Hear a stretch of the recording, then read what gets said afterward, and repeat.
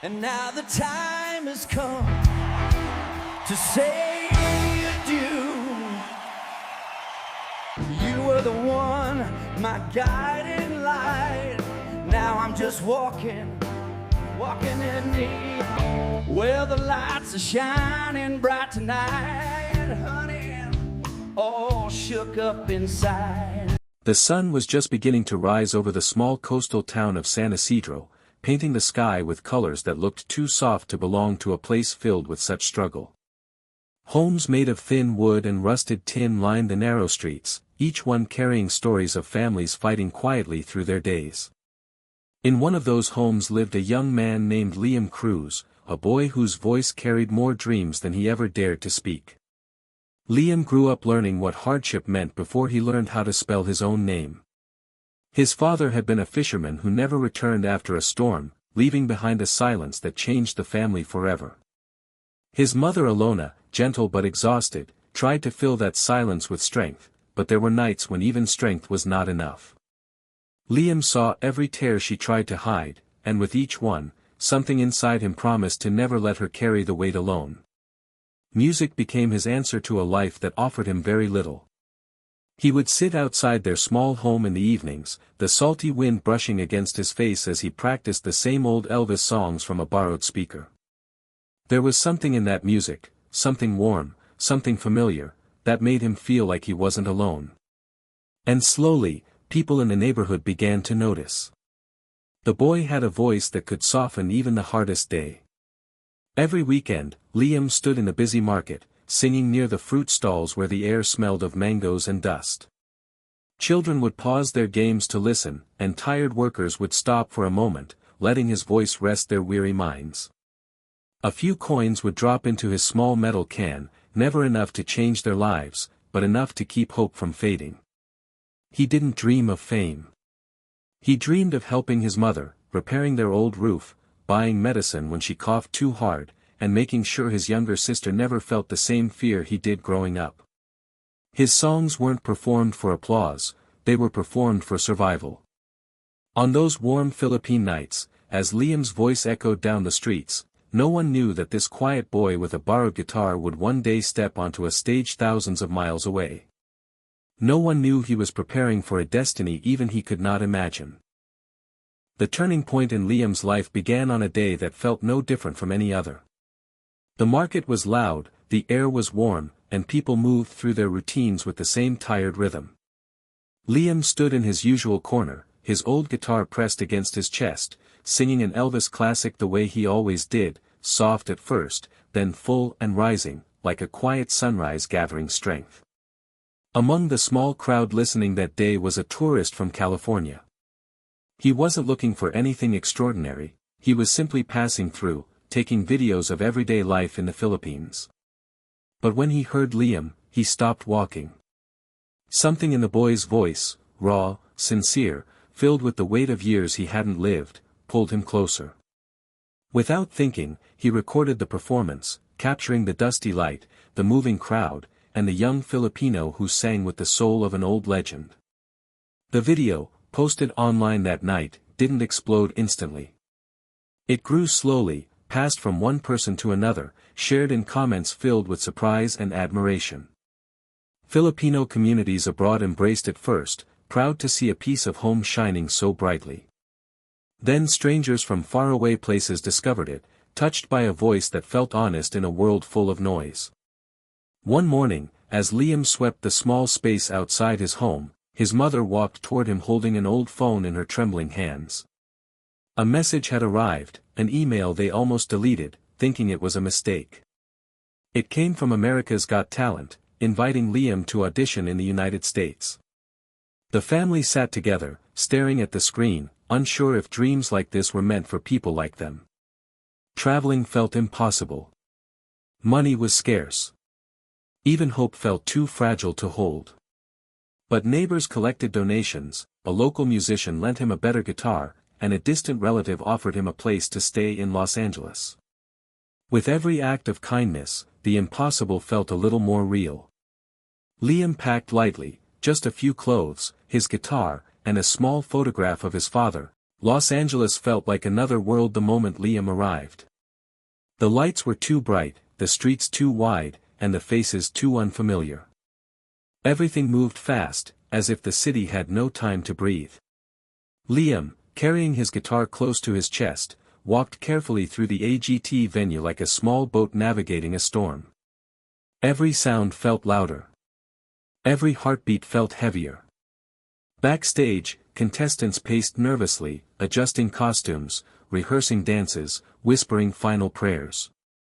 Liam stood quietly in a corner, trying to steady his breath. He was far from home, far from the places where people knew his name, far from the soft warmth of his mother's voice. Here, he was just another hopeful among many, a young Filipino boy with nothing but a dream that seemed too fragile for such a big stage. Yet something inside him refused to shrink. Maybe it was the memory of his father's rough hands guiding his tiny fingers over guitar strings. Maybe it was the sound of his mother humming in the kitchen on nights she tried to hide her fears. Or maybe it was the endless evenings singing in the market, where his voice was born not from ambition, but from survival. When his turn finally came, a quiet stillness settled around him. Walking out into the massive arena, Liam felt the weight of every step. The stage lights washed over him, almost blinding, revealing the thousands of faces watching. The judges sat before him like distant figures from a dream. For a moment, he wanted to disappear. But then he remembered why he came. He lifted his guitar gently, as if it were an extension of his own heart. And with the first note, something shifted. The trembling in his hands faded. The noise in his mind quieted. A warmth spread through his chest, the same warmth he felt singing under the Filipino night sky. His voice rose, deep, soulful, carrying the essence of a young man who had lived through storms and found peace in melody. The arena, once buzzing with energy, fell into a deep silence. His performance wasn't loud or grand, it was honest. Pure. A voice shaped by hardship, yet filled with tenderness. In that silence, everyone felt it, the arrival of a rare kind of magic. When the final note drifted into the air like a prayer, the moment hung still, as if the world itself had forgotten to breathe. Long after Liam stepped off the stage, the echo of his voice still lingered in the vast arena. People whispered about him in the hallways, their faces lit with the kind of wonder usually reserved for rare moments. But what touched them even more was not the sound of his singing, it was the story waiting behind it. Backstage, producers invited Liam to share his journey. He sat quietly, hands resting on his guitar, his thoughts drifting to the memories he carried from home. There was nothing glamorous about the life he described. No studios, no teachers, no opportunities. Just a small wooden house by the sea, where the nights were humid and the days were long. A house filled with love, struggle, and a music player that had survived storms just like his family. As cameras rolled, he spoke about growing up without a father, watching his mother sacrifice everything to keep their small family afloat. He recalled the evenings he sang in the market, not for fame, but to buy rice and medicine. Each word painted a picture of a young man shaped by hardship, yet softened by kindness. His story wasn't tragic, it was human. Honest. A mirror of the quiet battles countless families around the world faced every day. When the segment aired, millions of people watching AGT from their living rooms felt an unexpected connection. They saw a boy who wasn't chasing dreams for himself, but for the people he loved. They saw humility in his smile, courage in his journey, and something timeless in his voice. Social media lit up with messages from strangers who felt touched by his sincerity. Many said his story reminded them of their own childhoods, their own struggles, their own parents who had sacrificed everything. Fans began calling him the Filipino Elvis with the golden soul, not just for how he sounded, but for the warmth behind every note he sang. Liam's performance quickly spread beyond the show. Clips of him singing were shared across continents, played in classrooms, cafes, and family gatherings. He became more than a contestant, he became a symbol of hope, proof that talent was not limited by wealth or place of birth. And while the world celebrated him, Liam stayed grounded. He knew the attention was a blessing, but in his heart, he remained the same boy who once sang on crowded streets, hoping to make life a little easier for the people he loved. The night of the semi-finals arrived with a kind of electricity that Liam had never felt before. The arena was filled with thousands of people, but it was the quiet moments backstage that made his heartbeat strongest. He held his guitar gently, running his fingers over its worn edges. Every scratch carried a memory from home, market nights, crowded streets, warm sunsets, and the faces of people who believed in him long before the world knew his name. He had chosen a slower Elvis ballad for the performance, a song tied to his mother. She was the anchor of his life, the quiet strength behind every step he took. As he walked toward the stage, he pictured her sitting on their small sofa back home, eyes glued to the TV, hoping her son felt her love even from across an ocean. The lights dimmed. A hush fell over the arena. And then, with a deep breath, Liam began. His voice floated gently at first, soft and trembling with emotion. It wasn't the confident sound of a superstar, it was the voice of a son singing for the woman who held his world together. Every note felt like a piece of his heart laid bare under the glow of the stage. As the song unfolded, the arena grew impossibly still, as if the entire world leaned in to listen. The judges sat frozen, their expressions softened by something deeper than admiration. The audience stared, many wiping tears without understanding why. It wasn't just the song, it was the sincerity, the truth, the quiet strength in his voice. Liam didn't sing to impress, he sang to feel. To remember. To honor. When he reached the final note, the last emotion-filled vibration drifted into the silence like a farewell carried by the wind. And then the arena erupted. The standing ovation rose like a wave, powerful, overwhelming, unstoppable. People cheered not only because he sang beautifully, but because he reminded them of the people they loved, the struggles they quietly endured, and the resilience that lived inside every ordinary human being. Clips of his performance spread around the world within hours. Millions watched, shared, and cried. Liam's name trended across continents, and messages flooded in from every corner, messages of pride, gratitude, and recognition. Whether he won the AGT trophy didn't matter anymore. He had achieved something much greater. He had touched hearts, lifted spirits, and brought hope to people who needed it. On that night, the boy who once sang in Filipino streets didn't just perform. He became a global voice of courage, love, and possibility.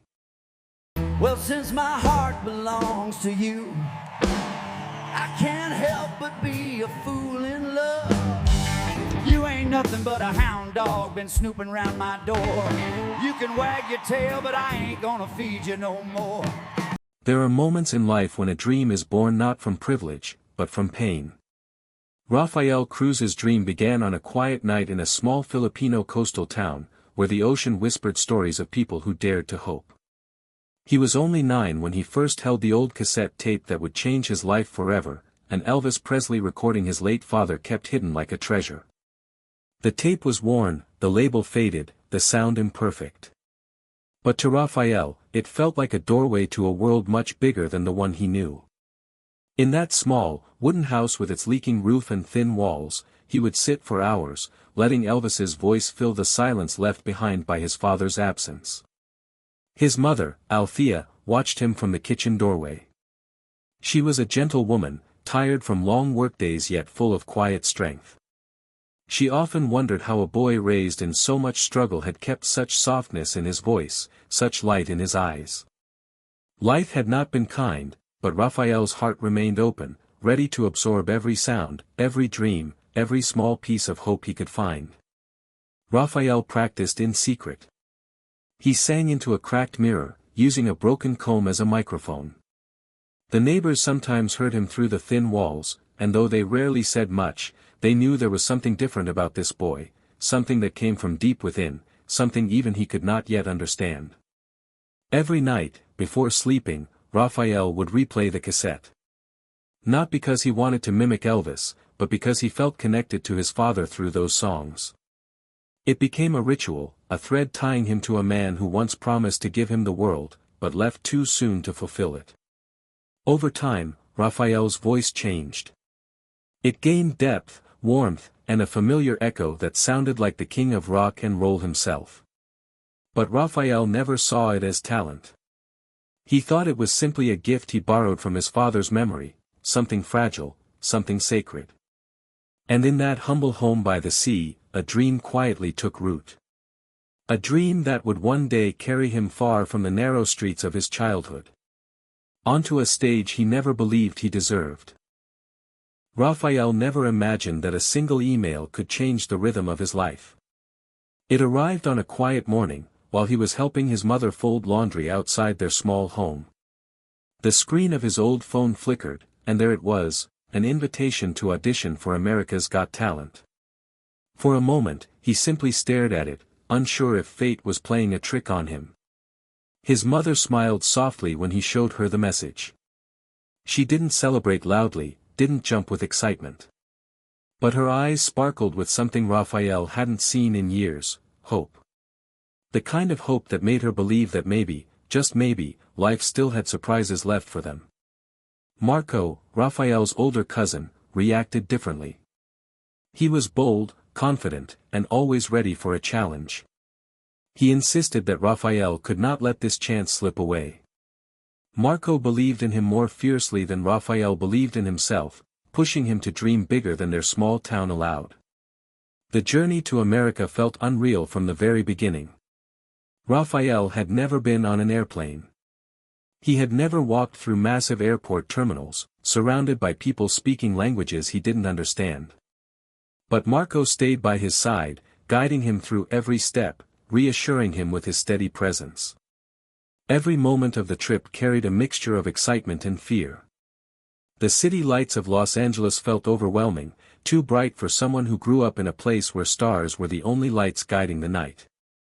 Raphael looked around, feeling both lost and amazed, wondering how a boy who sang into a broken mirror ended up thousands of miles away from home. But beneath the thrill, there was a silent pressure. Raphael felt the weight of his father's memory, the sacrifices of his mother, and the belief Marco placed on his shoulders.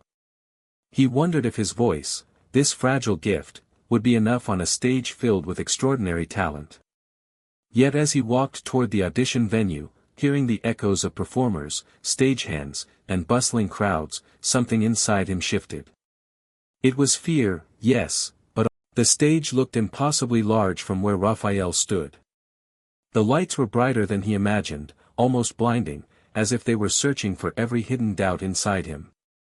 He could feel the slight trembling in his hands, the quiet thump of his heartbeat echoing louder than the audience murmurs around him. He stepped forward slowly, guided by a deep breath that barely steadied him.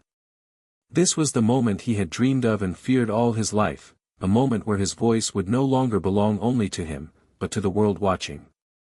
The hall was filled with thousands of faces, each one waiting, expecting, judging.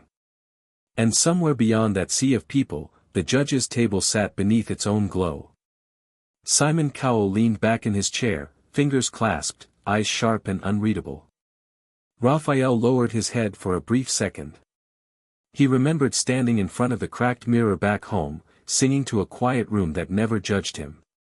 He remembered the cassette tape, the muffled sound of Elvis that carried his father's warmth. Those memories wrapped around him like a protective blanket. When the music finally began, Raphael felt something shift inside him. It wasn't confidence or power, it was connection.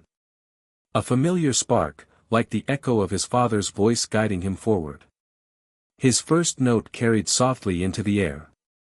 Then the second. Then the third. One by one, they filled the silence with a warmth that felt both nostalgic and new. The audience's murmurs faded into stillness. People leaned forward in their seats, drawn in by the uncanny depth of his voice. It wasn't just a performance, it was a presence. A feeling that the spirit of Elvis had stepped into the room through the voice of a young Filipino singer. Raphael's voice grew steadier with every verse. His fear melted into the music, leaving only soul and sincerity behind. His tone carried the heartbreaks, the sacrifices, the dreams of his journey. And then, without meaning to, he captured the attention of someone who rarely allowed himself to be surprised. Simon Cowell leaned forward, slowly, his expression shifting from curiosity to disbelief. For a moment, the man known for his sharp judgment looked utterly still. As if he had forgotten to breathe. And on that massive stage, a boy from a small town finally realized that the world was listening. The final note lingered in the air like a soft echo of a promise kept. For a brief second, the entire hall remained frozen, silent, breathless, suspended in a moment that felt larger than time itself. Raphael stood perfectly still, unsure if he had done enough, unsure if he had done anything at all. Then the silence broke. First with a single clap. Then another. And then an explosion of applause that rushed through the auditorium like a wave of thunder finally released. People rose from their seats almost at the same moment. A standing ovation, powerful and overwhelming, filled the room with a warmth Raphael had never known. He watched as strangers wiped tears from their eyes, shaking their heads in disbelief at the voice that came from a boy who looked so humble, so gentle, so quietly sincere. The stage lights softened, as if celebrating with him. He could feel the vibrations of the applause beneath his feet, a rhythm stronger than any song he had ever sung. It wasn't just applause, it was acceptance. It was recognition. It was love. Raphael's eyes drifted toward the judges' table. He saw Howie smiling, Heidi clapping with genuine joy, Sophia beaming with admiration. But his gaze lingered on Simon Cowell. The man who had heard thousands of voices across decades. The man who rarely allowed emotion to break through his strict composure. Simon stood. Not quickly, not dramatically, but slowly, with a look of disbelief softening his usually hardened features. For Raphael, that moment felt unreal, like watching a mountain bow or a storm quiet. Simon's expression held something rare, something precious, respect. Memories flooded Raphael's mind. Nights singing under a dim light. Days when he doubted himself. Moments when he almost gave up because the world felt too heavy. And now, here he was, standing under golden lights, celebrated by thousands, supported by millions watching at home. Tears formed in his eyes, not out of sadness, but out of gratitude. For his mother's sacrifices. For Marco's unshakable faith. For the dream his father unknowingly planted in his heart. As the applause grew louder, Raphael felt something shift inside him. A realization that this wasn't the end of his journey. It was the moment everything began. The days after Raphael's audition felt unreal, as if he were living inside someone else's story. What began as a single performance started spreading across the world like a quiet storm. Clips of his voice filled social media feeds, shared by people who had never heard of him before but felt deeply connected to the emotion in his song. Comments from strangers poured in, messages of love, support, and disbelief. They spoke of chills, tears, memories awakened by the familiar warmth of his tone. For the first time in his life, Raphael felt seen not just as a boy who loved music, but as someone capable of touching hearts far beyond his small town. The producers called him back for interviews. News channels wanted to meet him.